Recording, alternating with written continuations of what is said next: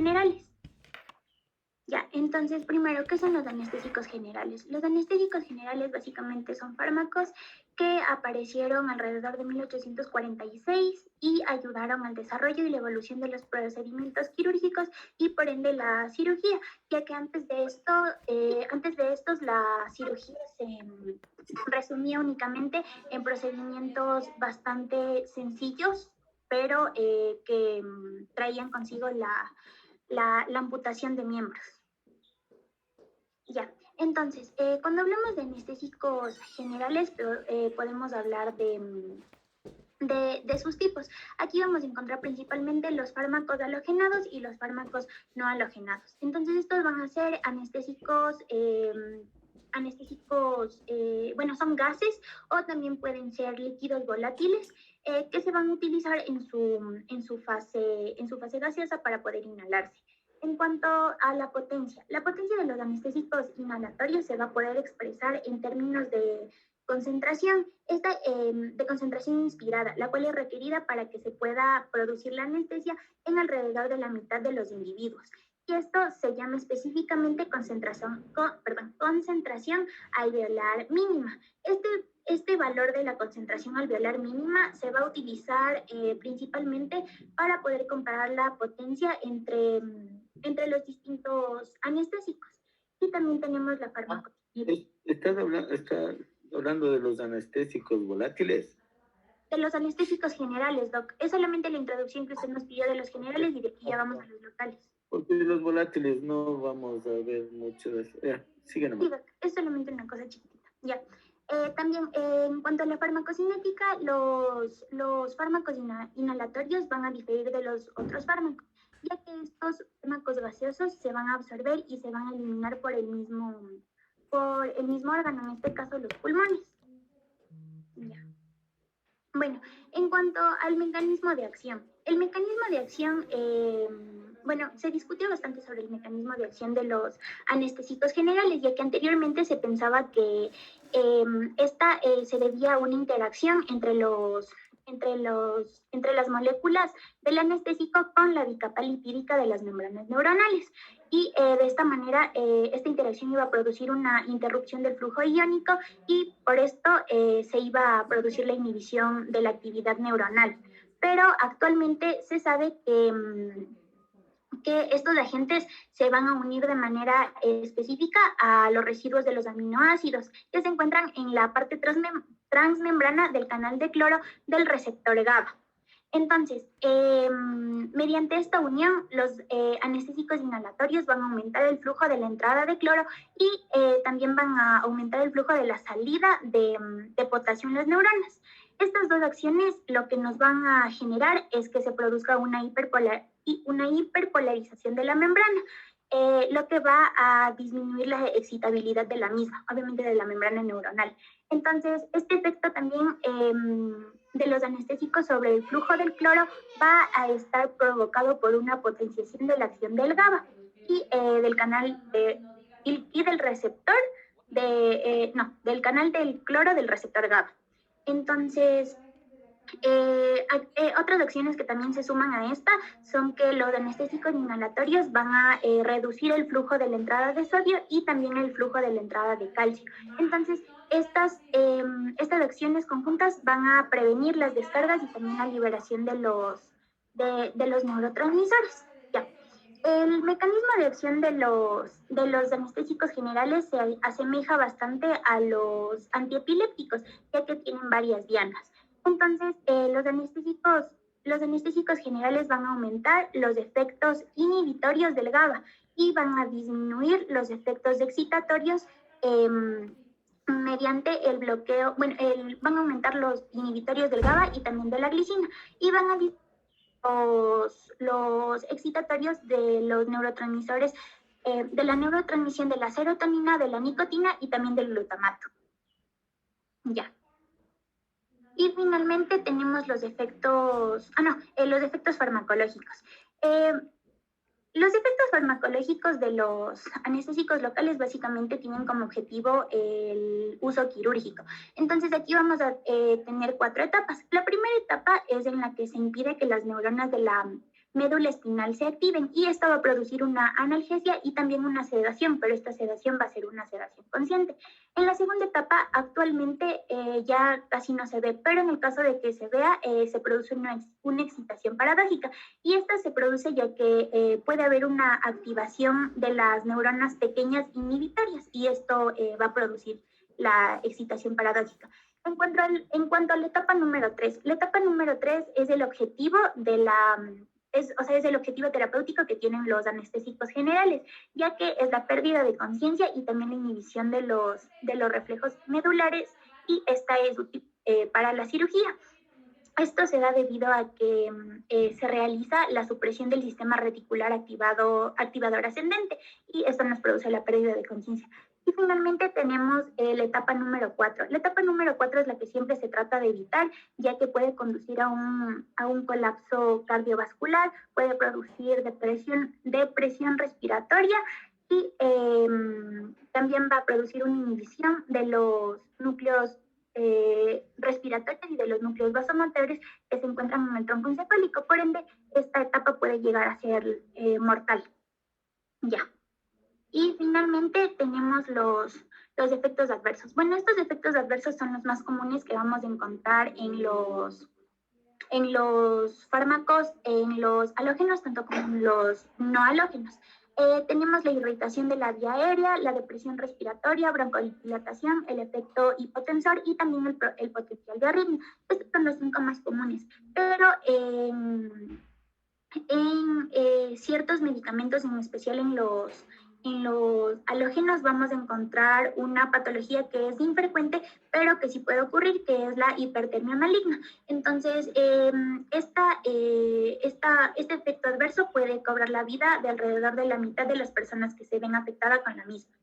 Y ya, eso fue la introducción de anestésicos generales y ahora ya vamos a iniciar con anestésicos locales. Ya bien, ahora que ya hemos hablado un poco sobre anestésicos generales, es importante saber qué es la anestesia. La anestesia va a ser la pérdida total de todas las sensaciones y no se debe confundir con la analgesia, que va a ser la pérdida selectiva de la sensación del dolor. Ahora, contrastando los analgésicos locales con los anestésicos generales, los anestésicos locales van a bloquear la conducción de los impulsos nerviosos, pero a nivel de los nervios periféricos y en la médula espinal. Los anestésicos generales, por el contrario, van a bloquear la actividad neuronal cortical que subyace tanto a la conciencia como a todos los sentidos. Ahora sí, entrando un poco más a los anestésicos locales. Pásale, por favor. Es importante saber que estos van a estar clasificados según su estructura química y entre estos podemos encontrar los tipo éster y los tipo amida. Entre los tipo éster podemos encontrar la benzocaína, la cloroprocaína, también está la tetracaína y la proparacaína. Y en los tipo amida está una de las más conocidas, que es la lidocaína, la bupivacaína, la etidocaína, la prilocaína y la ropivacaína. Ahora sí, pásale. Bien, es importante conocer que los anestésicos locales van a tener una porción lipofílica y una porción hidrofílica. Y la porción hidrofílica va a ser una base débil que va a existir tanto en forma ionizada como no ionizada. Y esto va a estar muy relacionado según el pH que haya en el lugar donde se lo administre. Es por eso que la forma ionizada va a estar presente a niveles de pH más bajos y la forma no ionizada va a predominar en lugares de pH más altos. Y solo la forma no ionizada va a ser la que puede penetrar las membranas neuronales para alcanzar los sitios de unión sobre la superficie de los receptores de canales de sodio. Pero es importante saber que la no ionizada va a ser la que atraviesa la membrana, pero la ionizada va a ser la que se une a estos receptores. Ahora, es importante también recalcar que situaciones como la inflamación y la acidosis pueden disminuir el pH en el tejido, y es por eso que esto puede disminuir el efecto de los anestésicos locales, por lo que pueden en algunas ocasiones volverse menos eficaces y requerirse mayores dosis. Principalmente la porción lipofílica va a estar relacionada con la distribución y la hidrofílica con la parte de la inhibición de los receptores, y esto va a ser en la forma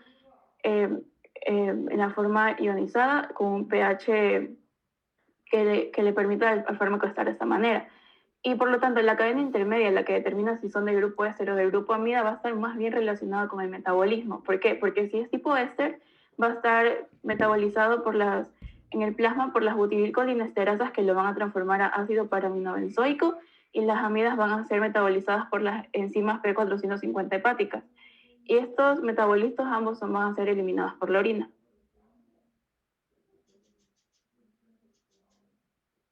Bien, los anestésicos locales van a ser más estables en una forma de sales hidrocloradas con un pH menor a 7, dado que esto va a permitir mayor solubilidad y estabilidad. Pero una vez que son inyectadas, la solución anestésica local va a ser rápidamente tamponada al pH tisular. Estos de aquí pueden tener una duración corta, mediana o larga, y debido a que actúan directamente al lugar donde son administrados, la duración de su acción va a estar mucho relacionada con la tasa de difusión y de absorción fuera de este sitio de administración. Y esta difusión y absorción también va a estar determinada tanto por sus propiedades químicas como por los factores locales del lugar donde está siendo administrada, como es el flujo sanguíneo y el pH local. En algunas ocasiones se puede añadir epinefrina para producir vasoconstricción y así disminuir la tasa de absorción, pero es importante tomar en cuenta que esto va relacionado con un riesgo de isquemia y de necrosis y que no debe utilizarse esto para tejidos que contengan arterias distales, como pueden ser los tejidos de los dedos, de las manos, también de los pies o lugares también como las orejas, la nariz e incluso el pene. Es importante también... Y cuidado con pacientes obviamente hipertensos. A ver, entonces, en conclusión de lo que decías, cuando hay una zona inflamada y con un absceso que tiene un pH bajo, ¿qué pasa con...? ¿Ah? O sea, cuando hay un pH bajo, las moléculas se van a encontrar ionizadas y no va a poder traspasar la membrana para llegar al sitio citoplasmático para poder unirse al receptor y no va a poder inhibir. Además de eso, que va a haber una hiperemia y esto va a causar que el tejido sea llevado fuera del sitio de administración, lo que también va a disminuir el tiempo de su duración. Bueno, pero obviamente los tejidos circundantes sí han de ser dolorosos. Entonces muchas veces se hacen drenajes de abscesos y como está con absceso no les ponen anestésico local. Pero hay bastante dolor. Pero en la periferia sí va a actuar los anestésicos, ¿no? Entonces, probablemente sería una buena idea ponerles al menos circundantes de un absceso. Sigue nomás. Sigue de género. Ya. De manera general, el mecanismo de acción de los anestésicos locales va a ser la inhibición reversible de conducción del potencial de acción por la unión al canal de sodio al disminuir la permeabilidad de este ion en la membrana. Entonces, la forma no polar lipofílica va a traspasar la membrana neuronal y se va a transformar en la forma polar hidrofílica, que dentro del citoplasma de la neurona va a ser la que está capaz de unirse a la zona citoplasmática del canal del sodio y se va a prolongar el estado de inactivación de este. Y debido a que estos canales van a estar bloqueados, los potenciales de acción no se van a poder propagar a lo largo de la fibra neuronal, por lo tanto va a haber una pérdida de la aferencia sensitiva. En este caso, el efecto farmacológico va a estar relacionado con lo que se denomina bloqueo dependiente del uso. ¿Y esto qué significa? Que va a haber una mayor afinidad por los canales de sodio que están en una configuración despolarizada, es decir, que están en una configuración abierta. Por lo tanto, las fibras que van a estar activándose van a ser las más susceptibles al bloqueo de sus canales de sodio. Esto de aquí va a causar, en estos casos del uso de anestesia, una inhibición selectiva de las fibras nerviosas que van a ser estimuladas por el procedimiento quirúrgico. Por ejemplo, en una sutura va a ser las fibras algésicas, específicamente debido a que estas van a estar despolarizándose. Bien, como mencionamos, la duración de acción puede ser corta, mediana o larga, y esto va a estar muy relacionado con la dosis y la vía de administración. Y como vemos, existen también de potencia baja, intermedia y alta, y también existen anestésicos locales que pueden ser aplicados vía tópica, pero por lo general la mayoría suelen ser utilizados por vía parenteral, pero eso ya explicaré un poco más adelante. Bien, los efectos adversos y las interacciones de los anestésicos locales va a estar principalmente causado por su absorción al interior de la circulación sistémica, por lo tanto pueden llegar a causar alteraciones a nivel del sistema nervioso central, cardiovascular y también en otros órganos. Lo relacionado al sistema nervioso central, al principio hay una estimulación con inquietud, temblor y euforia, y luego va a haber una inhibición que se va a presentar con adormecimiento y sedación. También puede haber síntomas de toxicidad como cefalea, parestesias y náuseas, y también a concentraciones altas pueden incluso ocasionar crisis epilépticas que van a estar seguidas de un coma. Y en el caso de que se presente la muerte, esta va a estar dada específicamente por una insuficiencia respiratoria. Ahora, si bien en la parte cardíaca los efectos adversos incluyen hipotensión e insuficiencia cardíaca, la mayoría son vasodilatadores y también van a bloquear la vasoconstricción, que va a estar mediada por el sistema nervioso simpático. La mayoría poseen actividad antiarrítmica, pero a dosis tóxicas van a inhibir la conducción cardíaca. Y muy específico de la toxicidad de estos anestésicos locales, se puede presentar una taquiarritmia que se caracteriza por un complejo QRS ancho. Ya, a ver, valga la oportunidad, como antiarrítmico, sirven para las arritmias ventriculares, extrasístoles o taquicardia ventricular.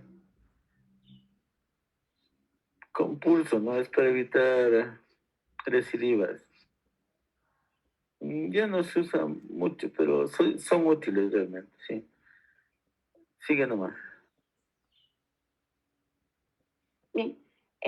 Hay que Se usa tener mucho... lidocaína. Lidocaína, a ver, déjame ver al 2%. Sí, al 2%. Ajá. Es lo que hay en el mercado. Sigue nomás. Bien, hay que tener mucho cuidado en el uso en pacientes con miastenia gravis porque van a estos bloquear a los ganglios autonómicos y a la transmisión neuromuscular, por lo que puede haber, en caso de administración de anestésicos locales, pérdida del tono muscular y visceral y esquelético. Y también estos fármacos van a potenciar el efecto de lo que son los bloqueantes neuromusculares, por ejemplo, como el atracurio. Y por eso es porque hay que tener cuidado en pacientes con miastenia gravis. También es muy común que se presenten reacciones alérgicas, sobre todo los tipo éster, van a causar reacciones de hipersensibilidad a una mayor tasa, pero esto debido a que ciertos individuos pueden llegar a ser alérgicos a su metabolito, como ya mencionamos el ácido paraminobenzoico, y se ha demostrado que personas alérgicas a este tipo éster toleran muy bien las tipoamidas.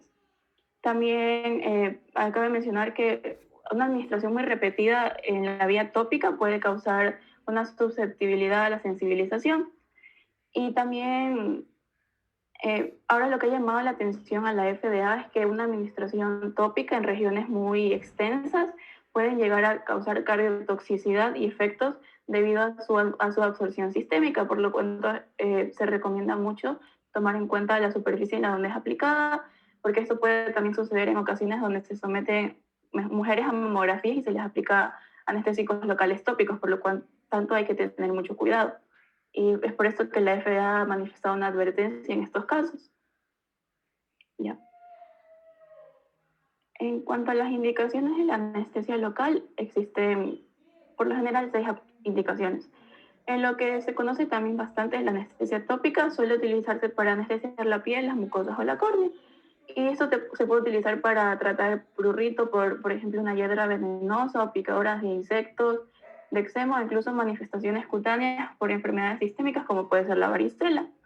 También para cirugías menores o en caso de una venopunción se puede utilizar para anestesiar la piel en estos casos, o cirugías a nivel oral, nasal y laringio. En caso de pacientes con hemorroides también se le puede sugerir que utilicen anestésica para el malestar que estas causan. De extirpación ocular o procedimientos diagnósticos o quirúrgicos, como la cirugía de cataratas, también se puede administrar anestésicos tópicos oculares. Lo que es la vía más común y utilizada son la anestesia por infiltración, donde el anestésico va a estar inyectado directamente en el tejido subcutáneo por debajo de la piel.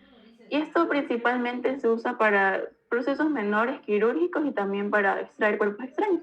También se utiliza bastante en lo que es odontología y como se mencionó antes, se puede administrar con la epinefrina para aumentar el tiempo de duración del efecto y también para disminuir la dosis del anestésico.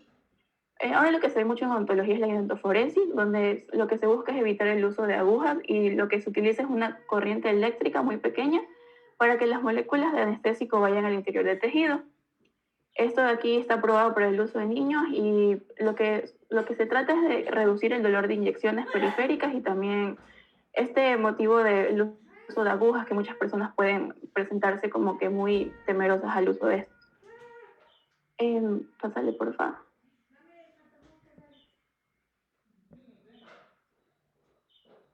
Otra forma en la que se puede aplicar es lo que se denomina bloqueo nervioso y anestesia mediante bloqueo de campo.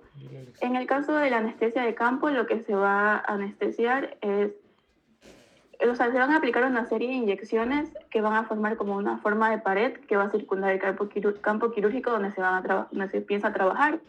Y la anestesia por bloqueo nervioso más bien va a ser que se inyecta un anestésico local en el interior o adyacente a un nervio periférico o un plexo nervioso específico.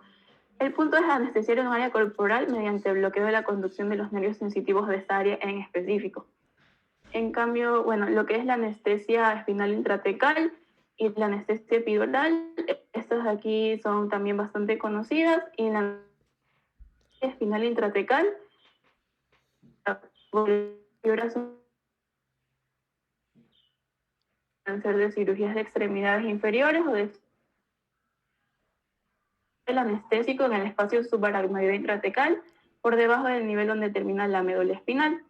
Y esto puede estar relacionado también a que se presenten efectos como adversos, como una bueno, no efectos adversos, sino como una consecuencia más bien del procedimiento, una cefalea asociada a la lumbar. Y también si el anestésico local llega a ascender muy alto en la médula, puede también producirse una depresión respiratoria. Además que siempre va el riesgo de, al introducir una inyección espinal al sistema nervioso central, un riesgo de infección y de meningitis.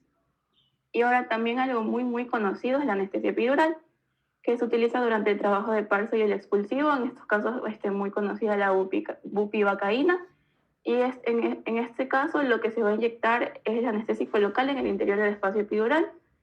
Y en lo que es el trabajo de parto es muy importante monitorear esta administración porque puede existir una insuficiencia cardíaca y neurotoxicidad en la madre tanto como en el feto.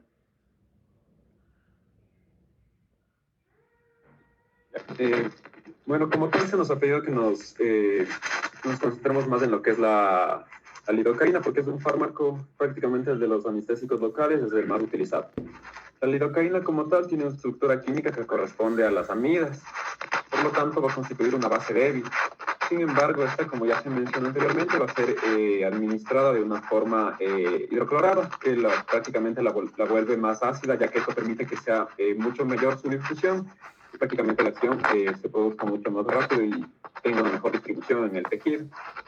Como ya se mencionó anteriormente, se puede añadir epinefrina, ya que debemos recordar que la distribución de este fármaco va a ser diferente a lo que se necesita por vía oral, por ejemplo. ¿Por qué? Porque el torrente sanguíneo lo que va a hacer con este anestésico local es barrerle de la zona en donde está administrado. Ya. Como tal, la distribución de la lidocaína va a depender de la forma en la que... Ay, no sé si me escuchan mejor ahí. Ya. Como tal, la distribución de la lidocaína va a depender de la forma en la que se administra. Esta puede ser de forma inyectable, ya sea subcutánea, intramuscular e intravenosa, por vía tópica. Incluso vamos a encontrar que se puede administrar por vía oral. Sin embargo, la vía oral no es que se use como tal, sino que más bien cuando se utiliza, por ejemplo, geles o sprays en las mucosas orales, puede producirse que la persona trague un poco del medicamento, y se ha observado en distintos estudios que esta va a tener una absorción casi completa dentro de lo que es el intestino. Sin embargo, va a tener un metabolismo de primer paso muy importante, y por lo tanto la biodisponibilidad del fármaco en realidad, si se administrase por vía oral, va a corresponder en realidad al 35% del fármaco. La siguiente, por favor. Listo. Como ya les mencioné, no es que se utilice de forma oral, sino que algunos pacientes pueden llegar a tragarse cuando utilizan este tipo de medicamentos en forma de spray o geles viscosos que se aplican directamente sobre la mucosa, ya sean procedimientos prácticamente de extracción quirúrgica odontológica o incluso para calmar algunas heridas de la mucosa bucal. Siguiente, por favor. Ya. Como ya les mencioné, la lidocaína es un anestésico local muy utilizado y también se utiliza como antiarrítmico para tratar las arritmias ventriculares agudas. Antes se lo utilizaba mucho más con este fin, sin embargo ahora pasamos a un segundo plano. Sin embargo, se dice que tiene una ventaja sobre lo que es la procainamida, que también es un antiarrítmico, ya que la lidocaína en realidad acorta el periodo refractario, a diferencia de la procainamida, que en realidad lo alarga. y esta última, o sea, la procainamida no posee propiedades vagolíticas, en cambio la lidocaína sí. Va a producir los efectos anestésicos locales mediante el bloqueo reversible de la conducción nerviosa al disminuir la permeabilidad de la membrana hacia el sodio. Ya, prácticamente la lidocaína lo que va a hacer es que va a afectar todas las fibras nerviosas en el siguiente orden. Primero van a estar afectadas las autonómicas, luego las sensoriales y finalmente las motoras, con la disminución de los efectos en el orden inverso, es decir, que la pérdida de la función prácticamente se va a dar al revés, cuando ya pase el efecto de la lidocaína. Ahora, es necesario que haya una penetración directa sobre la membrana nerviosa para que la anestesia sea efectiva.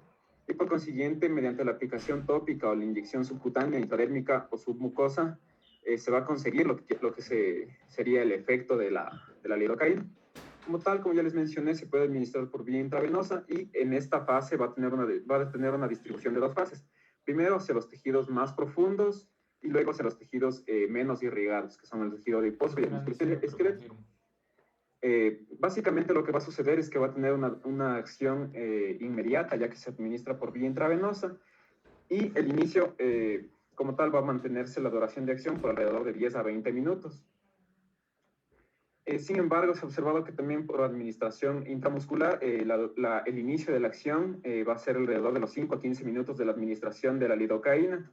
Esto se ha observado y es bastante lamentable que en algunos procedimientos en realidad no se tome el cuenta del tiempo de inicio de acción de la lidocaína y algunos cirujanos inexpertos llegan a realizar los procedimientos sin esperar el tiempo necesario para que el anestésico haga su efecto como tal.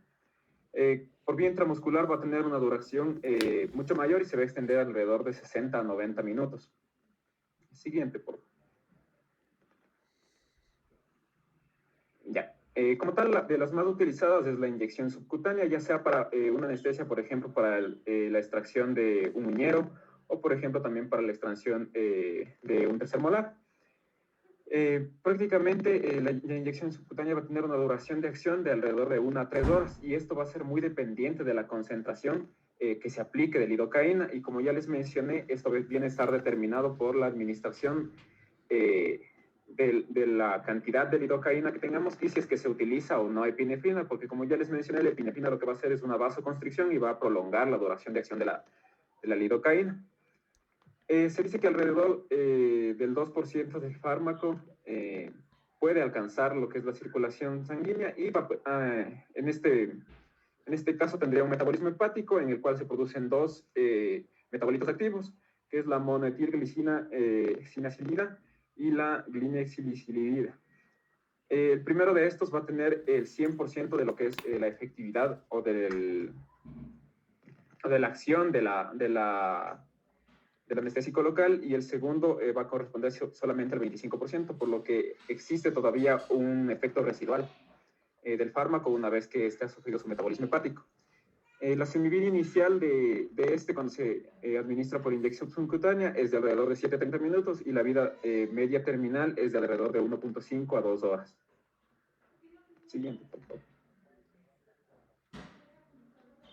Como tal, también tiene un uso tópico y la distribución aquí va a estar determinada por el tipo de administración que se utilice. Pueden utilizarse parches transdérmicos que prácticamente van a estar determinados por el área que se utilice del parche y por el tiempo en el que se aplique el mismo. Por eso es que les he puesto aquí que está determinado por la duración de la aplicación y el área que se utilice. Igualmente, en la vía tópica, alrededor del 2% del fármaco alcanza lo que es la circulación sistémica. Se tiene por estándar que 420 centímetros cuadrados de un parche de lidocaína administrado durante 12 horas. Vamos a tener que interrumpir ahí. Hay una cuestión urgente que tengo que hacer. Ahí quedémonos. Ya. ¿Sí? Ya, doctor. El día